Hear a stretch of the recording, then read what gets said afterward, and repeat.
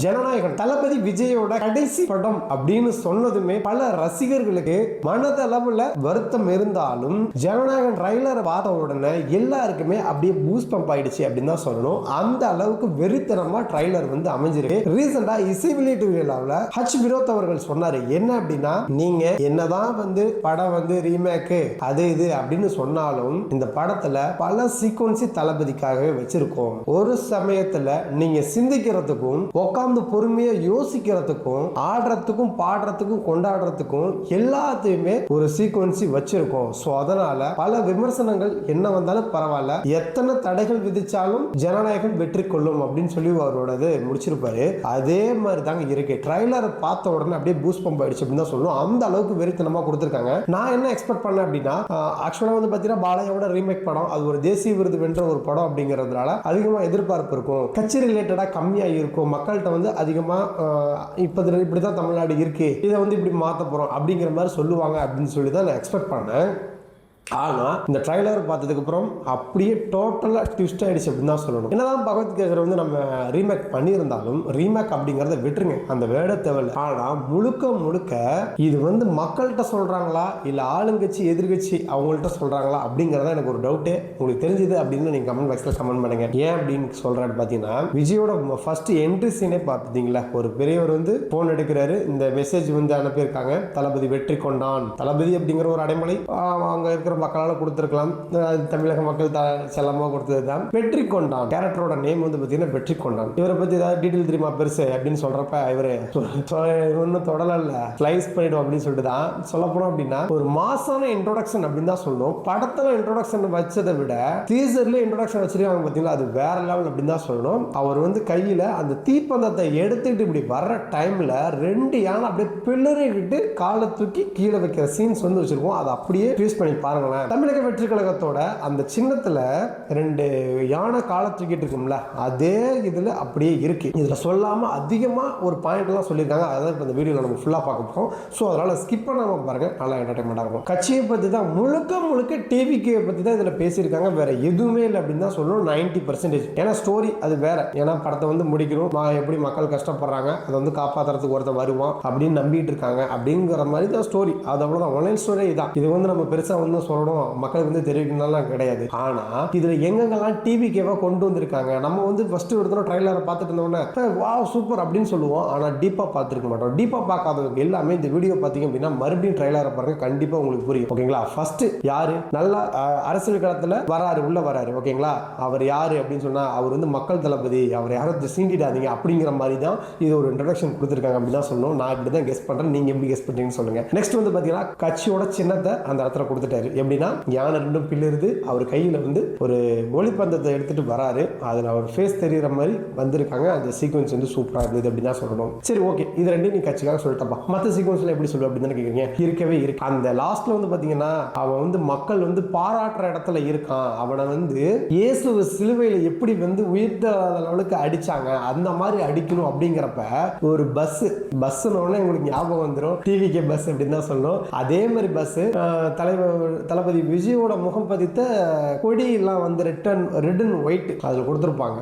So பார்க்குறப்ப வந்து பார்த்தீங்கன்னா எனக்கு என்ன தோணுச்சு அப்படின்னா, இது வந்து தேர்தல் பரப்புரைக்காக அவர் எடுத்துட்டு போற அந்த வெஹிக்கிள், அந்த பஸ்ஸுக்கு மாடலாக ஒரு பேஸ் பண்ணி கொண்டு வந்திருக்காங்க. மக்கள் அதே மாதிரி சந்திக்கிற மாதிரி ஒரு சீக்வன்ஸையே கொண்டு வந்திருக்காங்க. நெக்ஸ்ட் ஓகே, எல்லா படத்துலையும் நம்ம பார்த்துருப்போம் போலீஸ் ஸ்டேஷன் அப்படின்னா யார் இருப்பாங்க, ஃபர்ஸ்ட் காந்தி தாத்தா போட்டோ பின்னாடி தூக்கும். எல்லா படமும் காலங்காலமா 90ஸ்ல இருந்து 80ஸ்ல இருந்து இப்போ இருக்கிற 2K கிட்ஸ் வரை எல்லா பார்க்குற மூவி நீங்க பார்த்தாலும் போலீஸ் ஸ்டேஷன் அப்படின்னு காவல்துறை அப்படின்னு சொல்லிட்டு காவல் நிலையம் அப்படின்னு ஒரு போர்டை போட்டிருப்பாங்க. உள்ள பார்த்தீங்கன்னா காவல் ஆய்வாளர் அப்படிங்கிற ட்ரெஸ் இருக்கும். ஆனால் மேலே காந்தி தாத்தா தொங்குவார். ஆனால் இந்த படத்தில் டிஃப்ரெண்டாக வச்சிருக்காங்க. யார? நேதாஜி சுபாஷ் சந்திர போஸ் அவரோட படத்தை வச்சிருக்காங்க. இந்த இது எதுக்காக இங்கே வைக்கணும்? எல்லா இடத்துலையும் வந்து காந்தியோட போட்டோ வச்சிருப்பாங்க. ஆனால் ஏன் வந்து இதில் ட்ரைலரில் ஃபீஸ் பண்ணி பாருங்க, நல்லா உங்களுக்கு புரியும். நேதாஜி சுபாஷ் சந்திர போஸோட போட்டோ வச்சிருப்பாங்க. எதுக்கு? காந்தியடிகள் வந்து அகிம்சை வழியில் மக்களுக்கு சுதந்திரம் வாங்கி கொடுக்கணும், சண்டை வந்து ஒரு தீர்வு வந்து உருவாக்காது, சமாதானம் தான் எல்லாத்தையுமே முடிவு பண்ணும் அப்படின்னு சொல்லிட்டு அகிம்சை வழியில போனவர். நேதாஜி யாரு? அதுக்கு நேர் ஆப்போசிட். நீ கத்தி எடுத்தா நானும் கத்தி எடுப்பேன், நீ துப்பாக்கி எடுத்தா நானும் துப்பாக்கி எடுப்பேன், நீ பீரங்கி எடுத்தா நானும் பீரங்கி எடுப்பேன் அப்படின்னு சொல்லிட்டு வாழ்ந்தாலும் வீழ்ந்தாலும் வீரமா சாவேன் அப்படின்னு சொல்ல முழக்க விட்டவர் தான் நேதாஜி சுபாஷ் சந்திர போஸ் அவர்கள். அப்படிங்கிறப்ப இது வந்து இப்ப எப்படி வருது அப்படின்னு பாத்தீங்கன்னா, தமிழக மக்கள் இன்னவரும் அகிம்சையில இருந்ததாகவும் இப்ப வர காலகட்டத்தில் ரொம்ப கொடுமைகள் அனுபவிச்சிட்டாங்க, அவங்களுக்கு நேதாஜி வழியில நான் அரசியல் நடத்த போறேன் அப்படிங்கறத சொல்லாம சொல்லியிருக்காரு அப்படின்னு தான் சொல்லணும். இதை எப்படி நீங்க நினைக்கிறீங்க அப்படிங்கறது கமெண்ட் பாக்ஸ்ல கமெண்ட் பண்ணுங்க. ஏன் அப்படின்னா தளபதியோட அரசியல் பயணம் அப்படிங்கிறது ரொம்பவே டிஃபரெண்டா இருக்கு. இத்தனை அதாவது எனக்கு தெரிஞ்சு கிட்டத்தட்ட வந்து பாத்தீங்கன்னா நான் ஓட்டிங் பண்ண ஆரம்பிச்சதுல இருந்தே அரசியல் நிகழ்வுகள்லாம் பார்த்துட்டு இருக்கேன். எல்லாரும் ஒருத்தர் காப்பி அடிச்சு தான் இருக்கும். ஏன்னா அவங்க என்ன பேசுறாங்க அதுக்கு ரிப்ளை கொடுக்கறது, இப்ப எதிர்க்கட்சி என்ன பேசுறாங்க ஆளுங்கட்சி என்ன பேசுறாங்க இதுக்கு ரிப்ளை கொடுக்குறது, இந்த மாதிரி தான் கொண்டு போவாங்க. ஆனா தளபதியோட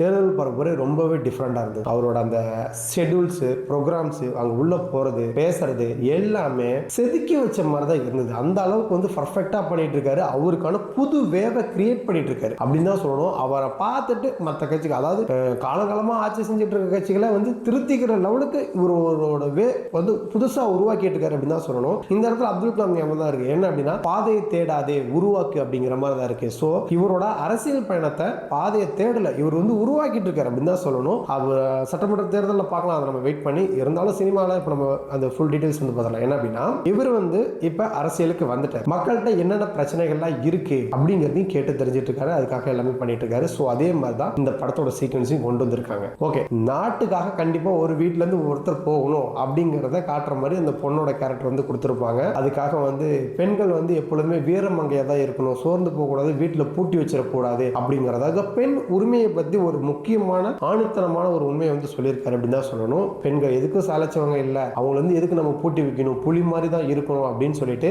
இது சிம்பாலிக்கா சொல்லியிருக்காரு. ஏன் அப்படின்னா அவரோட பாடல்களே தெரியும், சிங்கப்பெண்ணே அப்படின்னு சொல்லிட்டு நல்லா ஒரு ஏரமன் வந்து செஞ்சிருப்பாரு அப்படின்னு சொல்லணும். அனிருத் மியூசிக் இதுல சொல்லவே தேவையில்லைங்க, பர்ஃபெக்டா வேற லெவல்ல சிறப்பா செஞ்சிருக்காரு அப்படின்னு தான் சொல்லணும். இப்ப இசைநோட்டில நீங்க பார்த்திருப்பீங்க, அனிருத் அப்புறம் அட்லி, லோகேஷ் கனகராஜ், நெல்சன் இவங்கெல்லாம் வந்திருப்பாங்க. இவங்களோட படத்தை எல்லாத்தையுமே அங்க சீக்வன்ஸ் கொண்டு வந்திருக்காங்க. எப்படின்னா அந்த கையில காப்பு போட்டிருக்கிறதுக்கு மாஸ்டர் படம் லோகேஷ் கனகராஜும் அந்த கன் எடுத்து ஒரு பீஸ்ட்ல ஒரு கன் யூஸ் பண்ணிருப்பாரு, அதே மாதிரி இதுல ஒரு கன் ஷாட் வச்சிருப்பாரு. ட்ரைலர் நல்லா பாருங்க. அந்த இடத்துல நம்ம நெல்சனையும் வந்து கொண்டாந்து கொடுத்திருக்காரு அப்படிதான் சொல்லணும். திரி போலீஸ் கட்டப்புக்காக அதை கொடுத்திருக்காங்க, இந்த மாதிரி கொடுத்திருக்காங்க. ஏன் அப்படின்னா இதுல வந்து கேமியோ ரோல்ல கண்டிப்பா எல்லா டைரக்ஷன் வருவாங்க அப்படின்னு சொல்லிட்டு நம்ம ஆல்ரெடி போன வீடியோல பார்த்திருந்தோம். ஸோ கண்டிப்பா வருவாங்க அப்படின்னு சொல்லி நம்ம எதிர்பார்க்கலாம். ஏன் அப்படின்னா இப்பதான் ஒவ்வொரு டேரக்டரோட ப்ரோமோ வீடியோ வந்து ரிலீஸ் ஆயிருந்து எல்லாமே பார்த்திருப்பீங்க. ஸோ அதனால இதுக்கான வாய்ப்புகள் அதிகமா இருக்கு அப்படின்னா சரி ஓகே இதெல்லாம் இருக்கட்டும். என்ன அப்படின்னா முக்கியமான பாயிண்ட் இருக்கு. என்ன அப்படின்னா எல்லா படத்துலயும் ஐ எம் வெயிட்டிங் அப்படின்னு தான் சொல்லுவாரு. இந்த படத்துல ஐ எம் கம்மிங். எதுக்காக அப்படின்னா வருகின்ற சட்டமன்ற தேர்தலில் நான் வரேன், மக்களுக்காக நான் வரேன் அப்படின்னு சொல்லிட்டு சொல்லாம சொல்லிட்டு வராரு அப்படின்னு தான் சொல்லணும். இந்த படம் ஆக்சுவலா நீங்க சினிமா என்டர்டைன்மெண்ட் நினைச்சு பார்த்தீங்கன்னா என்டர்டைன்மெண்ட், அரசியல் நினைச்சு பார்த்தீங்கன்னா அரசியல், அதான் ஒன் பாயிண்ட் அப்படின்னு தான் சொல்லணும். அரசியல் நினைச்சீங்கன்னா அரசியல், சினிமா சினிமா. உங்களுக்கு ட்ரைலரை பார்க்கறப்ப இது அரசியல்னு தோணுதா இல்ல சினிமான்னு தோணுதா கமெண்ட் பாக்ஸ்ல மறக்காம கமெண்ட் பண்ணுங்க. இவர் என்ன வர போறாரு, என்ன பண்ண போறாரு, என்ன நடந்துட்டு இருக்கு அப்படின்னு தான் சிம்பாலிக்கா சொல்லிருக்காங்க அப்படின்னு தான் சொல்லிட்டோம். சாட்ட சீன் லாஸ்ட்ல வச்சிருந்தாங்க பாரு ஒரு ட்விஸ்ட் வேற லெவல் அப்படின்னு தான் சொல்லுவேன். ஏன் அப்படின்னா எம்ஜிஆர் உடனே ஞாபகம் வந்துடும். அவர் வந்து சாட்டை எடுத்துட்டு இப்படி நம்பியாரு அதெல்லாம் வந்து அடிச்சு விளையாடுற ஸ்டைல்லாம் வந்து பார்த்தீங்கன்னா வேற லெவலில் இருக்கும். அதே மாதிரி தான் சாட்டை எடுத்து நாட்டை திருத்து வரும் தமிழகம் தலைமுறை இளைய தலைமுறை அப்படின்னு சொல்ற மாதிரியே சாட்டை எடுத்து அடிச்சு ஏன்டா மக்களுக்கு நல்லது செய்யறதுக்கு ஆட்சிக்கு வந்து உட்கார வச்சா நீங்க கொள்ளையடிக்கிறதுக்கும் கொலை பண்றதுக்கு தான் அரசியல் நடத்துறீங்களா அப்படின்னு சொல்லிட்டு ஒரு பாயிண்ட் வச்சிருப்பாரு பாருங்க. வேற லெவல்ல இருக்கு. இருந்தாலும் வருகின்ற சட்டமன்ற தேர்தல் 2026 என்ன பண்ண போறாங்க அப்படிங்கிறத பார்க்கலாம். ஜனநாயகனுக்கு முட்டுக்கட்ட போற லெவலுக்கு பல இடத்துல பராசக்தி வந்து திரையரங்க வந்து வெளியிடுறாங்க. பராசக்தி எனக்கு தெரிஞ்சு இந்த ட்ரைலர் பார்த்தேன் ரொம்ப எஃபெக்டிவா இருக்கு. ஆனா பராசக்தியில கதைகளும் நல்லா இருந்து ஓடிடுச்சுன்னா பரவாயில்ல. ஏன்னா எதிர்த்து வர ஆளு வேற. இவரு பல சூழ்ச்சிகளால சிவகார்த்திகன் வந்து இதுல சிக்கிட்டாரா இல்ல சிவகார்த்திகன் வேணும்னே தலைய விட்டாரா அப்படின்னு தான் தெரியல. அந்த அளவுக்கு வந்து 2 படமும் கிராஸ் ஆக போகுது. இருந்தாலும் இதுல வந்து அரசியல் சதிகளும் அதிகமா இருக்கு அப்படின்னு தான் சொல்லணும். ஏன்னா அதிக இடத்துல பராசக்தியை தான் லான்ச் பண்றாங்க, ஜனநாயகன் கம்மியா தான் ஓடுது அப்படிங்கிற ஒரு தகவல் வந்து வெளியாயிட்டு இருக்கு. அது எந்த அளவுக்கு அப்படிங்கிறது தெரியும். பிவிஆர் சினிமா தான் இதை வந்து ஃபுல்லாவே எடுத்திருக்காங்க. ஸோ அதனால பார்க்கலாம். ஜீ தமிழ் அதாவது ஜீ5 அவங்க தான் இவங்களோட ஓடிடி மற்றும் பாடல் உரிமை எல்லாமே வந்து பார்த்தீங்கன்னா கிட்டத்தட்ட 250 கோடிக்கு மேல கொடுத்து லாக் பண்ணியிருக்காங்க. பல நிறுவனங்கள் போட்டி வந்தாலும் 200 கோடிக்கு மேல தான் கொடுத்து பை பண்ணியிருக்காங்க அப்படிங்கிறப்ப யோசிச்சு பாருங்களேன் எந்த அளவுல இருக்குன்னு சொல்லிட்டு. இன்னும் ஆடியோ லான்ச்சே வெளியில வரல, அதுக்குள்ள ட்ரைலர் வந்துருச்சு. இருந்தாலும் பராசக்தியோடது அடுத்தது வருது. ஆனா இதுல பாருங்களேன் ஒவ்வொரு டைமிங் டிஃபரெண்ட்ல தான் ரெண்டுமே வெளியிட்டு இருக்காங்க. ஆக்சுவலா என்னைக்கு தளபதி விஜய் அரசியலுக்கு வந்தாரோ அன்னையில இருந்து பாதி சேனல்ல விஜயோட படங்களை திரையிடவே இல்லை அப்படின்னு தான் சொல்லணும். எந்த சேனல்ல சொல்லியிருக்கேன் அப்படின்னு உங்களுக்கே தெரியும். முடிஞ்சா கமெண்ட் பாக்ஸ்ல கமெண்ட் பண்ணுங்க. வருகின்ற பொங்கலுக்கு பராசக்தியா ஜனநாயகம் ஐ எம் வெயிட்டிங்னு சொன்னவர் ஐ எம் கம்மிங்னு சொல்றாரு. திடீர் தளபதியா இதா போட்டி அப்படின்னு தான் சொல்லணும். சோ ஓகே, இதுல 1 பாயிண்ட் ஸ்டோரி அப்படிலாம் எதுவுமே சொல்ல தேவையில்ல. மக்கள் எல்லாம் எப்படி இருக்காங்க அதை காப்பாத்துறதுக்கு மக்கள் நாயகன் ஒருத்த வருவான், அவனே ஜனநாயகன், அவ்வளவுதான், வேற எதுவும் இல்லை. ஏன்னா இது ஆல்ரெடி ரீமேக் படம் அப்படிங்கிறது உங்களுக்கே தெரியும். ஸோ அதனால இதுக்கு பெரிய பில்டப்லாம் நம்ம கொடுக்கணும் அப்படிலாம் தேவையில்லை. இருந்தாலும் பார்த்தீங்க அப்படின்னா ட்ரைலரை பார்த்த உடனே பாதி பேருக்கு புரிஞ்சிருக்கும். அரசியல் நோக்கத்தோட பார்த்தீங்கன்னா அரசியல், சினிமா நோக்கத்தோட சினிமா, அவ்வளோதான் சொல்லணும். ஓகே, படம் எப்படி இருக்கு அப்படிங்கிறத நம்ம ஃபர்ஸ்ட் டே நம்மளோட சேனலில் ரிவ்யூ கண்டிப்பாக லைவ்லேயே பார்க்கலாம். அதனால நம்மளோட சேனலில் சப்ஸ்கிரைப் பண்ணாமல் பார்த்துருக்க எல்லாமே சப்ஸ்கிரைப் பண்ணுங்க. கூடவே இந்த பெல் ஐக்கனை கிளிக் பண்ணிங்க அப்படின்னா அப்கமிங் வீடியோஸ் எல்லாமே ஆட்டோமேட்டிக் நோட்டிஃபிகேஷன் வரும், பார்த்து என்ஜாய் பண்ணுங்க.